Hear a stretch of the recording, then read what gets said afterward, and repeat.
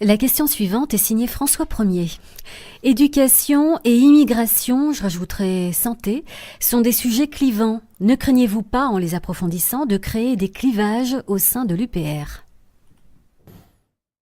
Alors oui, d'abord l'UPR reste l'UPR. C'est-à-dire que notre charte fondatrice n'a pas bougé et ne bougera pas. Enfin, tant que je serai à la tête de ce mouvement politique. Mais de toute façon, les statuts ont été déposés. L'objet de l'UPR, c'est de faire sortir la France de l'Union européenne, de l'euro et de l'OTAN. Voilà. Cela étant, ce qui est vrai aussi, c'est que plus le mouvement se développe et plus on se heurte à un vrai problème. Le vrai problème, c'est qu'il y a des gens qui disent « Oui, mais vous comprenez, vous ne dites rien sur ci, vous ne dites rien sur ça. Moi, je voudrais savoir ce que vous allez faire. » Alors j'ai beau expliquer quel est notre point de vue.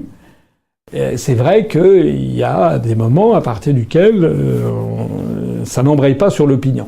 Bon. Donc, il va falloir qu'on apporte quelque chose. Mais rassurez-vous, enfin j'espère que les gens me font confiance quand même au bout de 10 ans et demi. Moi, je ne suis quelqu'un de fiable, d'honnête. Vous n'allez pas d'un seul coup tomber du placard. C'est-à-dire que si nous proposons des trucs d'ailleurs sur l'éducation, comme sur l'immigration, j'ai déjà dit des choses, hein. J'avais déjà dit qu'il y aurait un référendum pour ou contre la sortie des accords de Schengen, ça ne changera pas. Là où je pense qu'il faudrait apporter des choses, c'est un appareil intellectuel supérieur. Par exemple, en matière monétaire, en matière de lecture des traités européens, en matière de géopolitique, il y a quand même pas beaucoup de partis politiques, et c'est un euphémisme, qui en font autant que nous.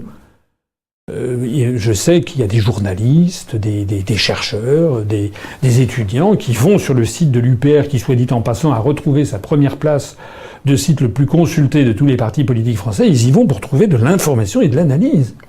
Les analyses que nous avons mises en ligne sur l'histoire des institutions européennes, la lecture des traités, la directive des travailleurs détachés, la question de la libre circulation des mouvements de capitaux, l'euro, etc. Ce sont des sujets où on a vraiment apporté de la matière intellectuelle pour ceux qui le souhaitent.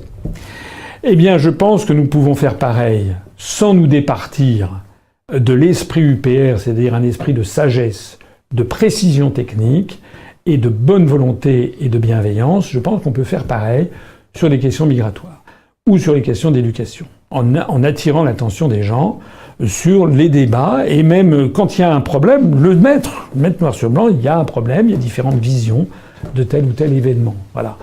On verra ce que ça donne, mais je pense que là, on va mettre en place une commission, par exemple, sur les questions d'immigration. Donc j'ai déjà à l'esprit la personne qui va piloter ça. On va demander notamment à toute une série de nos adhérents, en particulier, mais pas uniquement, mais en particulier les adhérents qui sont de l'UPR et qui sont issus de l'immigration. Dieu sait si nous en avons beaucoup.